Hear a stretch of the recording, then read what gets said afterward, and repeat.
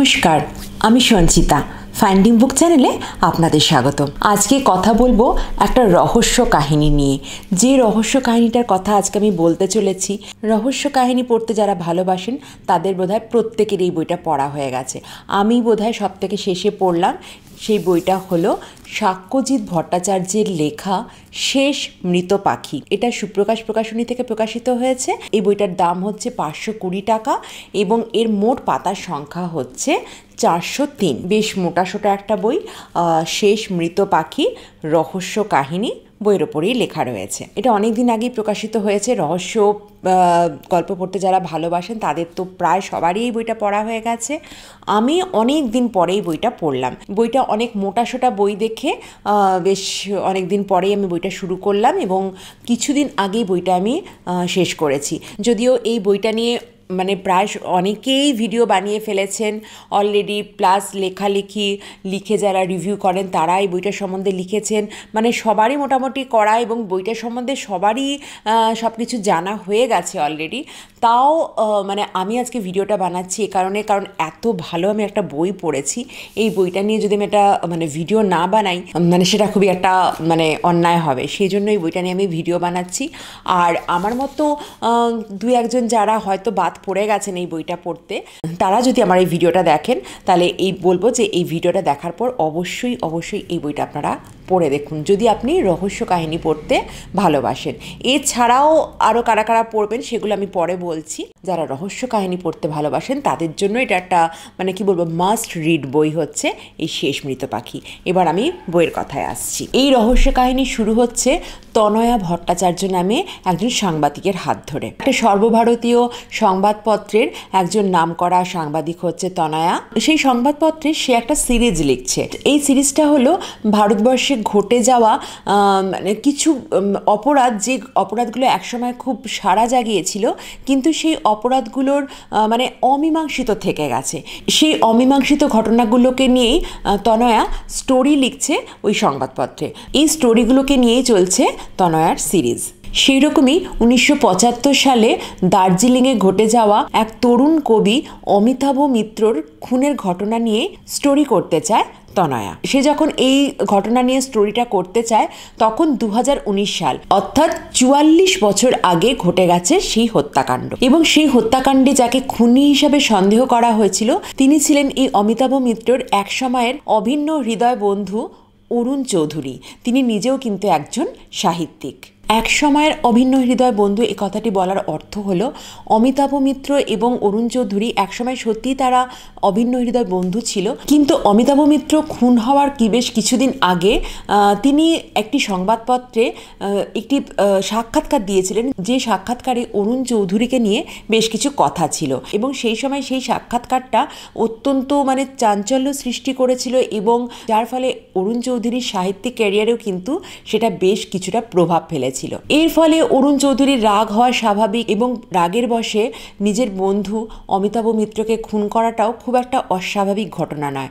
সেই জন্য কিন্তু প্রাথমিকভাবে অরুণ চৌধুরীকে সন্দেহ করা হয় এবং তাকে গ্রেপ্তারও করা হয়। কিন্তু তার কিছুদিন পরেই প্রমাণের অভাবে বা যে কোনো কারণেই তাকে ছেড়েও দেওয়া হয় এবং এই খুনের ঘটনাটি কিন্তু অমীমাংসিতই থেকে যায়। অমিতাভ মিত্রের এই অমীমাংসিত কেস নিয়েই কিন্তু তনয়া তার সিরিজের শেষ স্টোরিটি করতে চায়। এই জন্য সে দার্জিলিংয়ে আসে। কিন্তু 44 বছর আগে ঘটে যাওয়া একটা খুনের ঘটনার মীমাংসা করা তো খুব একটা সহজ ব্যাপার নয়, কারণ সেই সময় খুনের ঘটনার সঙ্গে জড়িত যে সমস্ত মানুষরা ছিলেন, যারা এই ঘটনার সাক্ষ্য দিতে পারতেন বা সেই সময় যে সমস্ত তদন্তকারী পুলিশ অফিসাররা ছিলেন, তাদের মধ্যে অনেকেই হয়তো এখন আর জীবিত নেই, বা যারা বেঁচে আছেন তাদেরও হয়তো অনেকেরই সেই এত বছর আগের স্মৃতি খুব একটা ভালো করে মনে নেই, বা মনে থাকলেও এত বছর পর অনেকেই হয়তো সেই পুরনো ব্যাপার নিয়ে এখন আর মুখ খুলতে চান না। এরকম অবস্থায় তনয়ার পক্ষে সত্যিটা খুঁজে বার করা কিন্তু সত্যি একটা দুঃসাধ্য ব্যাপার।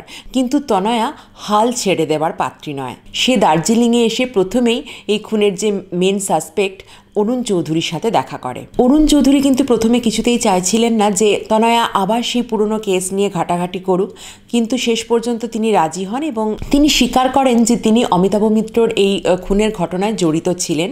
কিন্তু কেন বা কিভাবে তিনি জড়িত ছিলেন সেই সমস্ত কথা কিন্তু তিনি কিছুতেই খুলে বলতে চান না। তিনি চাইছেন যে তনয়া এই ব্যাপারটা খুঁজে বার করুক। তিনি তনয়াকে অমিতাভর কিছু পুরনো চিঠিপত্র এবং অমিতাভর লেখা একটি অসম্পূর্ণ পাণ্ডুলিপি দেন, যে পাণ্ডুলিপিটা ছিল কিন্তু একটা মার্ডার মিস্ট্রি।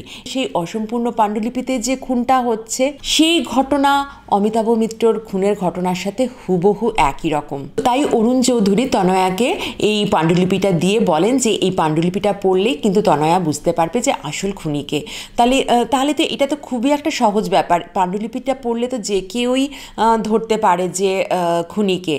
তনয়াকেই বা সেটা শুধু দেওয়া হলো কেন? আর তনয়া কি সত্যি সত্যি পাণ্ডুলিপিটা পড়লো, বা পড়ার পর তনয়া বুঝতে পারলো যে খুনিকে? পাণ্ডুলিপিটা কি সত্যি সত্যি তনয়াকে সাহায্য করলো নাকি তাকে মিসলিড করলো? সেগুলো তো অবশ্যই আপনারা গল্পটা পড়লে বুঝতে পারবেন, আমি এখানে কিছু বলবো না। এবার আসি বইটার অন্যান্য দিকগুলো সম্বন্ধে। এটা একটা রহস্য কাহিনী তো অবশ্যই, এবং এই রহস্য কাহিনীটা পুরোটাই কিন্তু পটভূমিটা হচ্ছে দার্জিলিং বললেই কিন্তু আমাদের মনের মধ্যে সেই কুয়াশায় ঘেরা ঠান্ডা শৈল শহরটার কথা মনে পড়ে। এই বইটার মধ্যে কিন্তু দার্জিলিংয়ের একটা অন্য রূপ দেখানো হয়েছে। এখানে বর্ষার দার্জিলিংকে তুলে ধরা হয়েছে। সেই বৃষ্টি পড়ছে, ভেজা ভেজা চারদিক, স্যাঁতস্যাঁতে একটা ব্যাপার, কুয়াশায় ঘেরা, তার একটা অন্যরকম রূপ লেখক এখানে তুলে ধরেছেন এই বইটার মধ্যে। বর্ষায় ঘেরা দার্জিলিংকে আমরা হয়তো অনেকেই চিনি না, আমরা শুধু দার্জিলিংয়ের অন্যরকম রূপটা দেখতেই অভ্যস্ত। এই বইয়ের মধ্যে কিন্তু দার্জিলিংয়ের অন্যরকম রূপ আমরা দেখতে পাই। আরও একটু জমজমাট করে দিয়েছে রহস্য কাহিনীর জন্য এই বর্ষায় ঘেরা দার্জিলিংয়ের রূপ। এছাড়াও প্রত্যেকটা অধ্যায় শুরুর প্রথমেই একটা করে কবিতা রয়েছে, এবং সেই কবিতাটা কিন্তু সেই অধ্যায়ের সাথে সামঞ্জস্যপূর্ণ। এবার মানে ব্যাপারটা এরকম মনে হতে পারে যে একটা রহস্য কাহিনীর মধ্যে এত কবিতা কেন? প্রথম যখন বইটা পড়তে শুরু করলাম আমি, তখন সেখানে দেখতে পাচ্ছি যে মানে প্রচুর কবিতার কথা রয়েছে, এবং কবিতার সাথে সাথে সেসব কবিদের কথা রয়েছে। অমিতাভ মিত্র নিজে যেহেতু একজন কবি, তো সেজন্য সে নানা রকম চিঠিপত্র লিখেছে, যে চিঠিগুলো অন্য কোনো কবি বা লেখককে লেখা হয়েছে, বা কোনো প্রকাশককে লেখা হয়েছে, বা তার কোনো বন্ধুকে লেখা হয়েছে। এরকম ছোট ছোট মানে চিঠিগুলোর কথা আমরা দেখতে পাচ্ছি। শুধু কবিতা না, অনেক কবিদের নামও আমরা এখানে দেখতে পাচ্ছি, এবং সেই কবিদের নামগুলো দেখার পর আমার প্রথমে মনে হয়েছিল যে এই সমস্ত কবিরা হচ্ছে কাল্পনিক। আমি নিজে যেহেতু কবিতা পড়তে খুব একটা পছন্দ করি না, মানে কবিতার স্বাদ আমি সেরকমভাবে নিতে পারি না, সেটা আমার অক্ষমতা। তারপর যখন আমি আমার পরিচিত কিছু কবিদের নাম দেখতে পেলাম যাদের কবিতা আমি পড়েছি, তখন আমার একটা সন্দেহ হলো যে অন্য যেসব কবিদের নাম আমি এখানে দেখতে পাচ্ছি তারাও কি তাহলে মানে বাস্তব জগতে এক্সিস্ট করতেন, না হলে এই সমস্ত কবিদের সাথে তাদের নাম কি করে এলো? এবং তখন আমি মানে গুগল করে দেখতে পাই যে হ্যাঁ, যে সমস্ত কবিদের নাম এখানে উল্লেখ রয়েছে তারা কাল্পনিক জগতের কবি নন, তারা বাস্তব জগতেরই কবি। এবং সেটা পড়ার পর মানে একটু অবাক লাগলো যে বাস্তব জগতের সব কবিদের এখানে বলা হয়েছে। এত কবিতা, এত কবিদের কথা, লিটল ম্যাগাজিনের কথা, প্রকাশকদের কথা, এত কিছু এখানে কিসের মানে রহস্য কাহিনীর মধ্যে এত কবিতার ব্যবহার কেন? বইয়ের প্রথম অংশটা বেশ কিছুটা স্লো, মানে এতটাই স্লো প্রথম দিকটা এগোচ্ছিল যে আমি বেশ টাইম নিয়ে পড়ছিলাম। সত্যি কথা বলতে আমি একটু প্রথমের দিকটা বোরই হচ্ছিলাম যে মানে এত কবিতা, এত চিঠি, এত কবিদের কথা, এত লিটল ম্যাগাজিন, এই সমস্ত কথা রয়েছে, এইগুলোর মানে পড়ছি অথচ একটা রহস্য কাহিনী পড়তে বসেছি। এখানে সেরকম মানে সাসপেন্সের কিছু কিছু জিনিস আসছে, কিন্তু সেইরকমভাবে কিছু মানে আসছে না। তাহলে কি এটা কি সত্যি মানে তাহলে কি আমি রেখে দেবো বইটা, এখন রেখে দিয়ে পরবর্তীকালে পড়বো? কারণ বইটার সাইজটা অনেকটা বড়, 403 পাতার বই, মানে বেশ অনেকটা মোটা একটা বই। কিন্তু তারপর আবার একটা জিনিস ভাবলাম যে এতগুলো মানুষ যখন এই বইটার সম্বন্ধে লিখেছে এবং এখনও পর্যন্ত প্রত্যেকেই এই বইটার সম্বন্ধে খুব পজিটিভ রিভিউ দিয়েছে, তাহলে কি বইটা সত্যি সত্যি খুব ভালো, নাকি একটু বেশি হাইপ করা হয়েছে বইটাকে? তারপর আমি ভাবলাম যে ঠিক আছে আরও কিছুটা পড়লে হয়তো বেশ ইন্টারেস্টিং কিছু পাবো। তারপর থেকে কি বলবো, মানে শেষের অংশটা এতটাই স্পিডে আমি পড়েছি, আমি এমনিতে একটু স্লো রিডার, বইটাকে রাখা যাবে না, এতটাই স্পিডে আমি পড়েছি। এবার আমি যেটা বলছিলাম যে কবিতার কথা, পরে আমি ব্যাপারটা বুঝতে পারলাম যে এখানে এই যে কবিতাগুলোর কথা বলা হয়েছে, এবং এখানে শুধু মানে এমনি কবিতা নয়, একটা সময়ের কবিতার কথা এখানে উঠে এসছে। সেই সময়টা হলো 70-এর দশক। যে 70-এর দশকের কথা বললেই কিন্তু আমাদের নকশাল আন্দোলনের কথা মনে পড়ে। 70-এর দশকে নকশাল আন্দোলন কলকাতা তথা পশ্চিম বাংলাকে তোলপাড় করে দিয়েছিল। কলকাতা বা পশ্চিমবঙ্গের বেশ কিছু জায়গার নকশাল আন্দোলনে কী ধরনের ঘটনা ঘটেছিল সেইগুলো কিন্তু আমরা অনেক গল্প, উপন্যাস এসবগুলোতে পড়ে জানতে পারি। কিন্তু উত্তরবঙ্গে নকশাল আন্দোলন কীরকমভাবে শুরু হয়েছিল বা সেখানে কি মানে পরিস্থিতি হয়েছিল নকশাল আন্দোলনের, সেগুলো কিন্তু আমাদের কাছে খুব একটা মানে জানা ব্যাপার নয়। অনেকেই হয়তো আমরা মানে জানি না যে ওই সময়ে উত্তরবঙ্গ বা দার্জিলিংয়ের কথাই বেশি করে বলছি, মানে দার্জিলিংয়ে নকশাল আন্দোলনের কীরকম প্রভাব পড়েছিল। এই বইটার মধ্যে কিন্তু নকশাল আন্দোলনের বেশ কিছু বর্ণনা রয়েছে, এবং তার থেকে কিন্তু আমরা বেশ ভালো রকম একটা ধারণা করতে পারি যে দার্জিলিংয়ে বা উত্তরবঙ্গে কী ধরনের মানে প্রভাব পড়েছিল এই নকশাল আন্দোলনের। এবার আমি ওই কবিতার কথায় আসছি। ওই সময় মানে ওই নকশাল আন্দোলনের সময় যে সমস্ত কবিরা ছিলেন তারা তাদের কবিতার মাধ্যমে আন্দোলন করেছিলেন। সেই সময় কবিতাগুলো মানুষের মনের মধ্যে কীরকম ঝড় তুলেছিল, কী প্রভাব ফেলেছিল, সেগুলো কিন্তু আমরা এই কবিতাগুলো পড়লে বুঝতে পারি। সেই সময়টাকে বোঝার জন্য সেই সময়ের রাজনৈতিক অবস্থা কীরকম ছিল, সেই সময়ের সামাজিক অবস্থা কীরকম ছিল, সেগুলো কিন্তু এইসব কবিতার মাধ্যমে বোঝা যায়। নকশাল আন্দোলনের মানে সম্বন্ধে খুব ভালো একটা আইডিয়া পাওয়া যায় কিন্তু এই বইটা পড়লে। এটা মনে হতে পারে যে নকশাল আন্দোলনের কথা আমাদের জানার কি দরকার, কারণ এটা তো একটা মার্ডার মিস্ট্রি, আমরা একটা খুনের ঘটনা পড়ছি। কিন্তু এই যে অমিতাভ মিত্র যিনি কবি, যিনি খুন হয়েছেন, তিনি কিন্তু ছিলেন এই সময়কার একজন কবি। সেজন্য মানে যিনি খুন হয়েছেন তাকে জানতে হলে কিন্তু এই সময়টাকে মানে এই নকশাল আন্দোলনের যে সময়টা, এই 70-এর দশক যেটা, সেই সময়ের রাজনৈতিক অবস্থা, সামাজিক অবস্থা, নকশাল আন্দোলনের প্রভাব কিভাবে পড়েছিল সাধারণ মানুষের মধ্যে, সেই জিনিসটা জানা কিন্তু খুব দরকার। কারণ অমিতাভ মিত্র ছিলেন সেই সময়কার একজন কবি। সেই জন্য আমি পরবর্তীকালে বুঝতে পারলাম যে এই কবিতাগুলো, যদিও আমি কবিতার প্রতি খুব একটা অনুরক্ত নই, কিন্তু তাও মানে এই কবিতাগুলো কিন্তু ওই সময়টাকে বুঝতে মানে ভীষণভাবে ইম্পর্ট্যান্ট। এই বইটার জন্য মানে খুবই দরকারি ছিল এই কবিতাগুলো।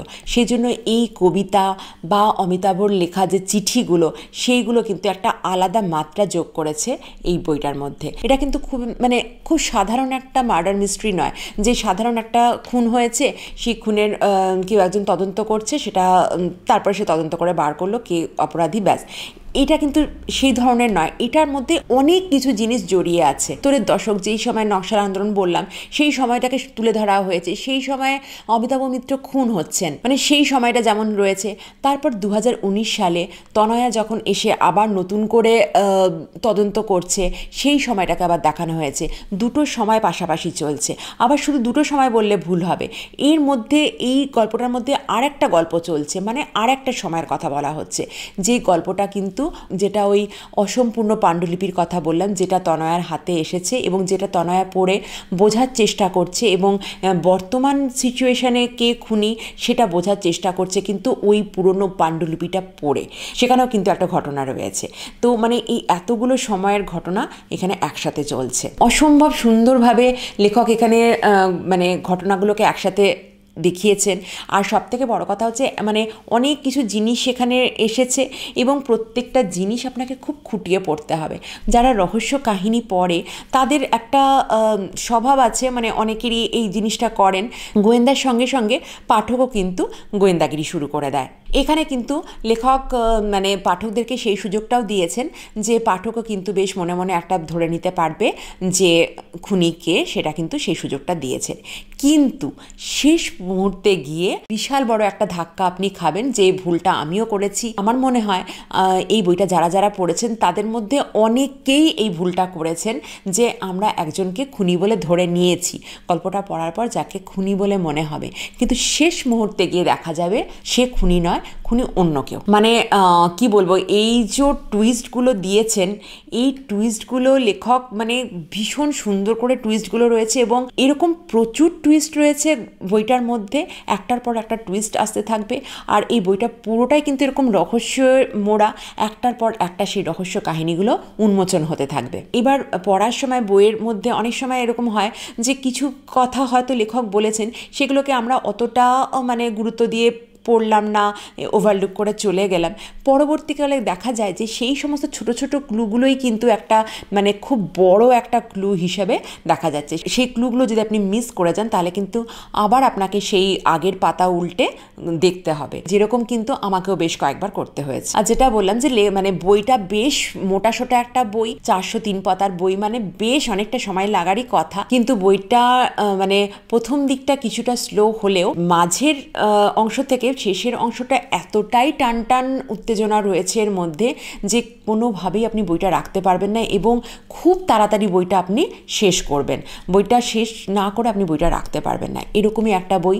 এবং রহস্য কাহিনী আমার মনে হয় এরকমই হওয়া উচিত। এইরকম ধরনের এত জটিল এত কিছু রয়েছে, জটিল কিন্তু আমি কোনো খারাপ সেন্সে বলছি না, মানে খুব ভালো সেন্সে বলছি। রহস্য কাহিনী কিন্তু এরকমই হওয়া উচিত। বইটা পড়ার পর আপনার মাথা মানে ঘুরতে থাকবে যে কি হলো না হলো, সারাক্ষণ মাথার মধ্যে ব্যাপারটা চিন্তা হতে থাকবে, কে খুন করলো, কিভাবে হলো।